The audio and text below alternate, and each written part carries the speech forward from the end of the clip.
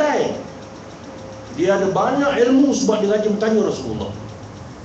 Maka kita lihat bagaimana dua manusia inilah memimpin anak buah seramai 12 orang. Sebab itulah kalau kita nak buat usrah, satu usrah jangan lebih 12 orang. Kalau lebih 12 orang namanya usrah gabungan. Kalau satu usrah paling tinggi 12 orang, itu pun kena ada nakid dan timbalan nakid. Dan usrah yang paling best ialah satu nakid 6 orang ni. Tapi kalau satu nakid 6 orang, maka kau nak ramai tu 2 nakid. Kau nak ramai lagi 3 nakid. Kalau 3 nakid tu buat forum je lah, buat usrah gabungan lagi.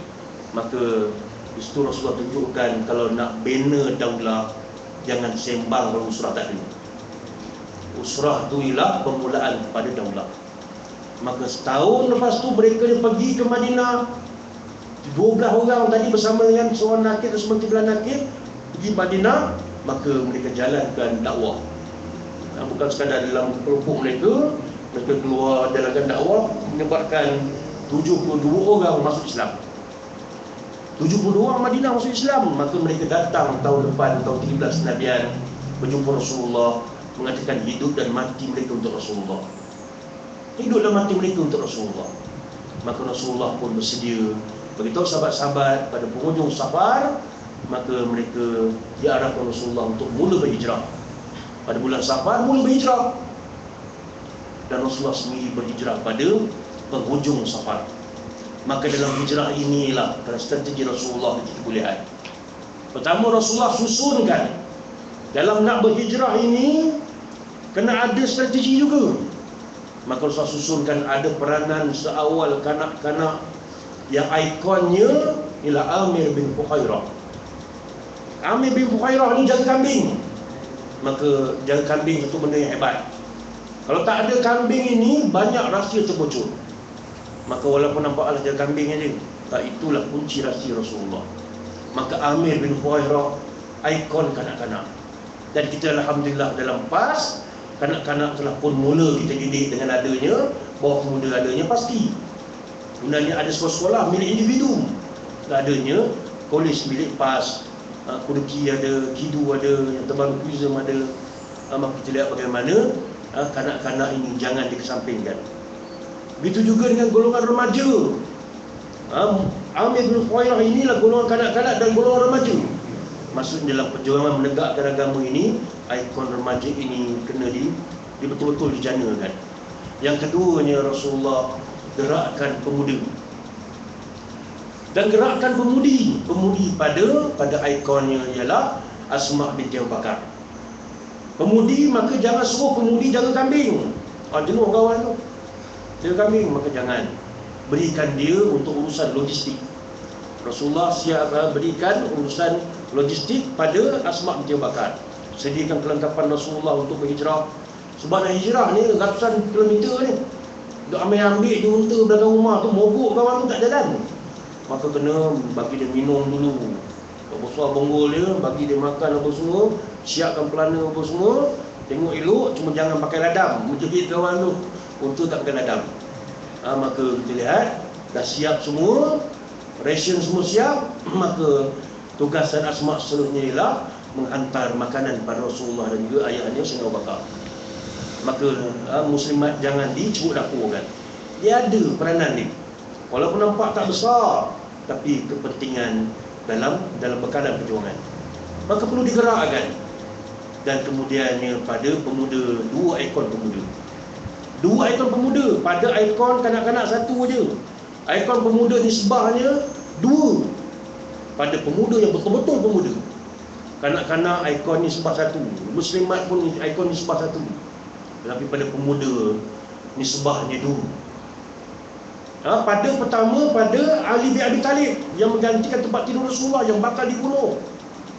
Kita kalau naik motor Honda ni bakal tembak di depan tu, mau je naik, jenuh kita, sibuklah kerja lagi sekejap lagi. Maka tempat dah tahu tempat bakal dibunuh, maka tugasan yang berat ini diberi personal. Bukan sekadar itu je, tugasan yang kedua diberikan kepada Abdullah bin Abu Bakar sebagai seorang SB. SB ni ada syariat dia, syar'i sebenarnya SB ni. Kalau dah ada negara Islam, syar'i lah. Kalau tak dengan Islam pun syar'i juga. PSB yang membawa kepada benda-benda baik lah. Kalau duk mula sini, duk dirakam khutbah Ustaz Azhar tak pakai tag ni, kena bagi kat Jawi ni. Bagilah. Nak tengok pegawai mana nak cari tag tu. Pegawai mana nak pergi bawa khutbah tu. Nak tengok kan.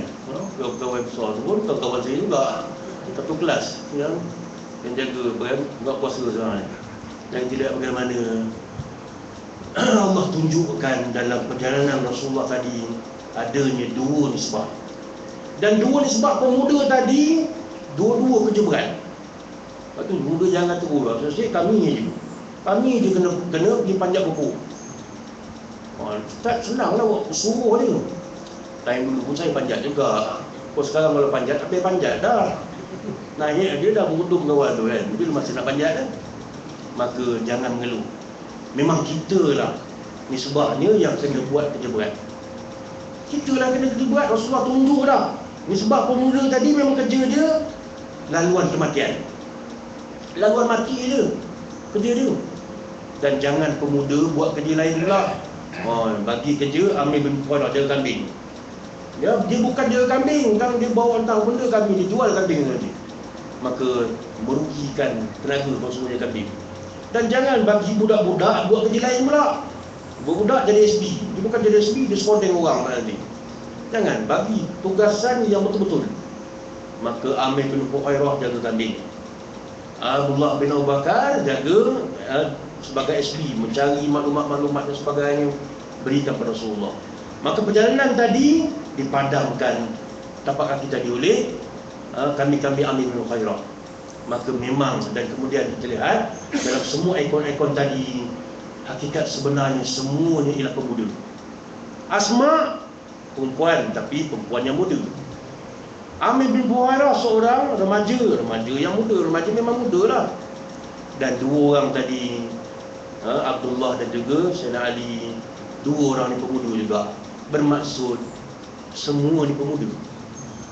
Jadi kalau pemuda tak ramai, lambat lagi lah tu. Pemuda tak ramai, lambat lagi.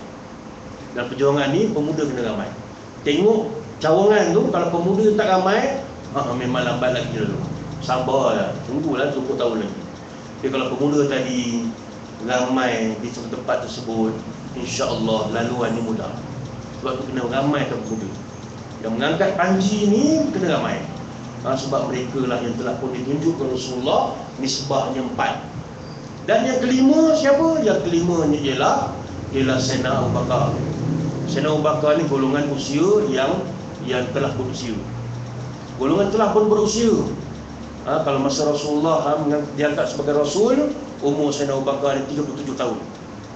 13 tahun selepas itu ialah sebanyak 50 tahun. Maka umur 50 tahun ni umur pencen lah, dekat pencen, sekolah. Maka golongan pencen ni, golongan yang umur dah dewasa ni jangan dikesampingkan. Pakcik duduk kat rumah lah pakcik, biar kami orang muda pergi lah, jangan poyo sangat. Bawa sekali dalam perjuangan. Tapi jangan suruh dia jaga kambing, sakit pinggang. Jangan suruh dia pergi tidur sampai ke subuh pun bangun. Jangan letakkan tempat-tempat yang tak wajar. Suruh tidur memang tak bangun, suruh jaga kambing sakit pinggang. Habis suruh apa? Jadikan dia golongan yang merancang, sebab dia ada pengalaman yang banyak. Maka dia bersama dengan pimpinan. Maka Rasulullah bersama Sayyidina Abu Bakar direkam dalam Quran, izhuma fil ghar iz yaqul li sahibihi la tahzan innallaha ma'ana. Maka kedua-duanya berada dalam dua direkam oleh Allah kejadian tersebut. Maka terlihat yang kelima, jangan kesampingkan golongan usia emas. Golongan dewasa jangan sampingkan. Mereka perlu ada dalam laluan untuk membina daulah. Sebab mereka ada pengalaman dan gandingkan pengalaman itu dengan kepimpinan. Itu Rasulullah. Dan dalam masa yang sama, yang terakhir, jangan dibuang. Walaupun tahan kafir telah dicabut oleh Allah, tapi Allah nak bagi tahu, walaupun kita buang dahan kafir itu, atau akan tercabut dahan kafir itu bila pintu kemenangan makin hampir, tapi tetap akan ada kafir-kafir yang akan bersama dalam perjuangan. Yang tak perlu dicabut dah, memang ada dalam tu, dalam perjuangan. Dan kafir ini bezanya apa dengan kafir yang luar tadi, yang Allah tunjukkan Rasulullah dicabutkan daripada pautan dengan mereka. Kafir-kafir yang ada bersama Rasulullah ini kafir yang sanggup berkorban. Kafir yang bukan sanggup berkorban, kafir yang sanggup taat dengan segala strategi Rasulullah. Dan itu yang berlaku pada Abdullah bin Uraikid. Dan Abdullah bin Uraikid ni ada banyak sekali lampas. Tapi kalau yang bukan Abdullah bin Uraikid, maka semua dia cari jalan tempat lain. Maka Abdullah bin Uraikid ada ramai yang akan betul-betul amanah dengan perjuangan. Memang ramai. Dan tidak bagaimana Abdullah bin Uraikid ni, dia juga mendapat tawaran 100 ekor unta kalau dapat tangkap Muhammad. 1 ekor unta tuan-tuan, kalau seekor unta zaman sekarang ni 8,000. Dulu dalam 5-6 ribu, 10 tahun dulu ramai nak merasa korban unta. Tak sekali merasa tak nak dah, serik. Nak numbangkan unta pun tumbang dulu, baru tumbang. Sebab dia nak tumbangkan cara macam lembu juga. Dia tarik kawan sini, tarik kawan sini. Bila masa nak tumbang ni, harap seorang ni sembelih, selesai lah. Ada cara dia, sebab dia pakai nahar. Wasalli li rabbika wanhar. Nahar, dia pakai nahar cucuk situ je. Kita nak sembelih macam lembu kan, tu jenuh tu. Maka ada cara dia unta ni. Dan tidak bagaimana unta ni seekor sekarang ni 8,000. Kalau unta daripada Australia, kalau 100 ekor unta masuk 800,000 ringgit. Hampir 1 juta riwayat sampai dapat tangkap Muhammad. Dan saya hampir confirm, semua saya tak dapat lagi berapa jumlah dia. Dan hampir confirm Rasulullah takkan bayar pada Abdullah bin Uraikid upah sampai 800,000. Tak. Mana cari duit? Mana cari duit? Maka si kafir tadi, non-Muslim tadi, walaupun tak dapat 800,000, tapi dia telah pun berjanji untuk mengambil upah bersama Rasulullah. Dan dia akan ikut segala perancangan Rasulullah. Dan dia dengan amanahnya bawa Rasulullah daripada Mekah sampai ke Madinatul Munawwarah. Itulah dia kafir yang membawa jalan-jalan yang orang lain tak tahu. Jalan-jalan yang orang lain tak tahu. Bermaksud mereka ini ada kemampuan yang kita tak tahu. Maka boleh bawa mereka dalam perjuangan sekiranya mereka mampu untuk bersama-sama dengan aspirasi perjuangan. Dan sekarang ni ramai tuan. Dekat Kelang tu, saya tu pergi buat usrah gabungan. Dia punya ada usrah gabungan dia, malam tarbiyah dia. Yang datang tu bukan sekadar macam kita ni. Aneh-aneh pun ramai. Ramai dekat Kelang, antara yang cawangan India yang dia ramai. Non-Muslim yang ramai, BSP yang ramai, paling ramai keturunan India. Maka dah dia diam dalam surah gabungan tu, kita nak cerita apa? Maka duk mikir juga cerita apa. Maka kita sekarang kena tahu banyak benda. Ada benda-benda yang kita kena cuba memahami mereka. Dan sekarang ni bukan sekadar kita berhadapan dengan mereka, masuk bersama-sama dan kita nak mencari jalan-jalan yang terbaik. Mereka datang meminta untuk dibuat silibus usrah pula. Jenuh kita mikir nak buat silibus usrah untuk DSPP. Di antara dia amanahkan untuk buat silibus untuk mereka, dan kita sedang merangka tentang santunan Rasulullah kepada Muslim. Ikut insyaAllah kita siap dah. Kita paparkan tentang, takkan silibus nak sebut surah Al-Baqarah kat mereka. Jenuh kita. Surah lembu. Bagus juga lembu. Tapi bukan nak bagi tafsir tibian tu. Surah Al-Baqarah. Kita kena buat silibus khusus untuk mereka. Maka silibus tu kita buat insyaAllah. Hampir siap. Dan sampai tahap itu bermaksud akan ada Abdullah bin Uraikid yang baru akan ada dalam perjuangan ini. Maka itulah ada 6 golongan. 6 golongan yang telah dihimpunkan untuk membuka kota Madinatul Munawwarah. Maka pergi Rasulullah dengan rancangan tadi, dengan 6 ikon-ikon kemenangan tadi. Dan daripada 6 tadi, 5-nya pemuda, termasuk Abdullah bin Uraikid tadi. Semuanya pemuda. Maka pemuda ada 5, ada 7 semua. Pemuda ada 5, 2 Rasulullah dengan Sayyidina Abu Bakar. Yang lain semua pemuda. Sebab itulah kita kena ramaikan tenaga-tenaga pemuda. Sebenarnya tidak ramai pemegang panji-panji ini, maka kemenangan itu jauh lagi. Dan panji-panji ini walaupun tidak ramai, tapi bila berbanding dengan manusia yang lain, tapi kita lihat walaupun tidak ramai, tapi Allah akan membawanya. Apa yang berlaku pada zaman Nabi Ibrahim alaihissalam, bila diarahkan, wa adzin fin nas bil hajj ya'tuka rijala wa ala kulli dhamir ya'tina min kulli fajjin amin. Maka Allah arah kepada Nabi Ibrahim alaihissalam, adzin fin nas bil hajj. Wahai Ibrahim, serukan manusia itu untuk menaikkan haji. Maka bagaimana Nabi Ibrahim nak menyeru? Sebab manusia bukan ramai pun. Sebab Allah sebut an-nas wa adzin fin nas. Nas ni bermaksud manusia pada zaman Nabi Ibrahim sampailah manusia akhir zaman. Itu tafsiran kepada an-nas. Nak sebut macam mana? Maka Allah beritahu, alaikal azin wa alainal balagh. Kepada kamu seru aja, kami yang menyampaikan. Maka Allah yang menyampaikan. Bahkan Allah bagi janji lagi, ya'tuka rijala, akan datang kepada kamu rijala. Manusia menggunakan rijala, dua kaki. Kalau rajulun, lelaki. Kalau rijala, dua kaki. Yang menggunakan dua kaki itu lampak kerat. Ataupun wa'ala kulli dhamir, atau menggunakan dhamir, untuk yang kurus. Kalau badna, untuk gemuk. Kalau jamat, untuk biasa je. Kalau dhamir, untuk kurus. Dan tak boleh buat tunggangan, hanya boleh buat buat sup sururi, sup tulang. Sup tulang aja boleh buat, tak boleh buat apa. Tapi Allah kata, menggunakan unta yang sup tulang ini pun manusia akan datang. Itu jaminan daripada Allah. Maka sebab itulah kita buat aja kerja kita. Maka jaminan daripada Allah, mustaqbal li hazidin, masa depan untuk agama ini. Maka buat aja kerja kita, dan insya-Allah laluan kemenangan itu akan disediakan oleh Allah Subhanahu Wa Taala. Yang penting fityatun amanu bi rabbihim wa zidnahum huda. Fityan, satu golongan pemuda yang beriman dengan Allah Subhanahu Wa Taala. Maka mereka akan mendapat hidayah, dia akan sentiasa ditambah oleh Allah Subhanahu Wa Taala, insya-Allah.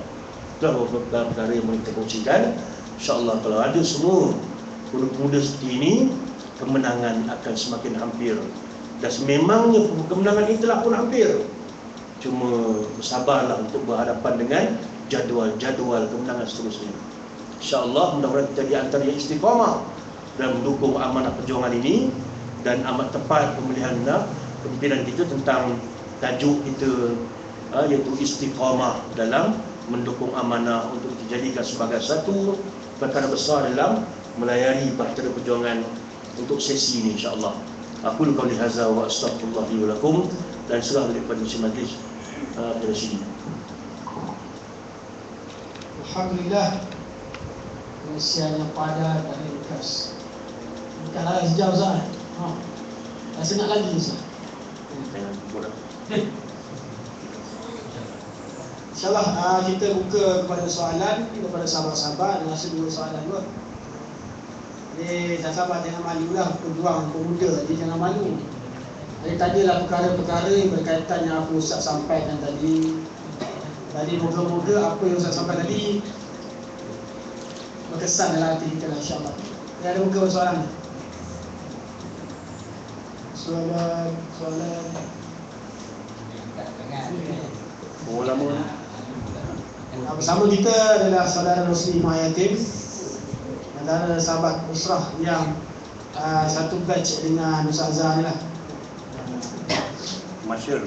Dia antara orang lama yang masih istiqomah dalam pengajian. Yang ada fokus pada Tuan Haji Rosli. Dan juga dialu-alukan kehadiran Ustaz Faiz Al-Hajari. Allah. Dan juga Encik Fauzi Adam, you never walk alone.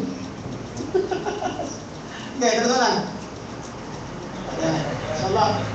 Apa yang anda rasa hari ini, anda rasa sahabat-sahabat semua rasa lah. Ada benda bermain dalam hati kita. Bila penyampaian tazkirah itu dia bermain. Rasa macam satu keseronokan, rasa satu semangat. Itu bezanya kita dipimpin oleh ulama. Amal ini jikalau dipimpin oleh ahli politik, dia akan jadi kerja-kerja politik. Dia nak kerja, janji ada nama, buat kerja sikit, ambil gambar, kan, kaca dodol, lepas tu keluar bersama rakyat. Padahal dia ambil tu, dia pegang itu je, bersama rakyat. Tapi perbezaan jemaah kita ini, bila kita dipimpin oleh ulama, itu beza kita. maka kita bekerja kerana Allah.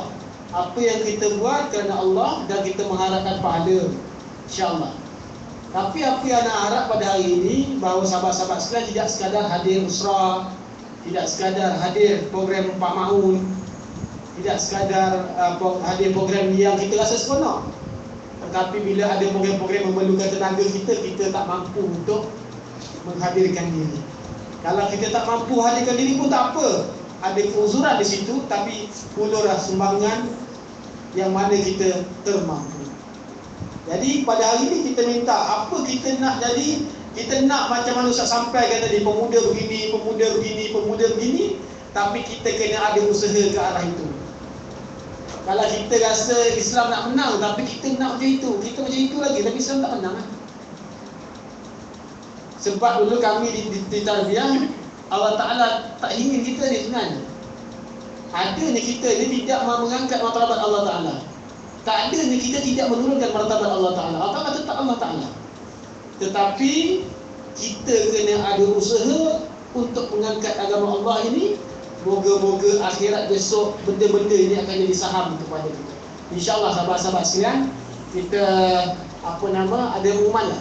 Ada umuman. Minggu depan himpunan malam Pak Maun, Ustaz YB Ustaz Isyamuddin ada tepuh. Tajuk itu tajuk tu dah kita prosi dah. Jebon dalam perjuangan. Tak ada. Tapi memanjangkan tepuh tergantung kan? Terus. Badan terus.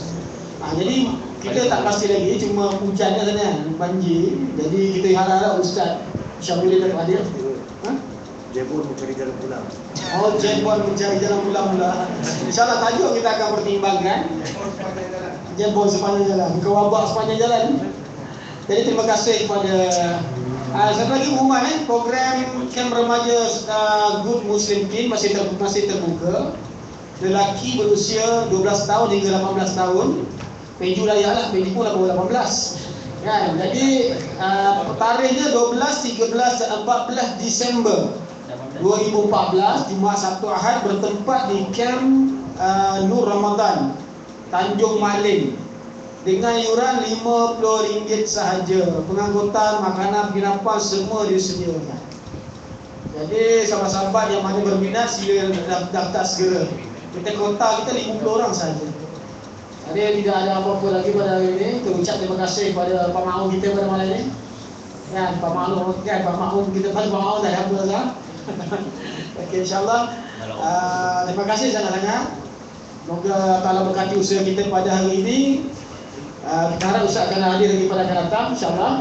Kita tangga dengan tasbih kifarah dan surah Al-Masjid.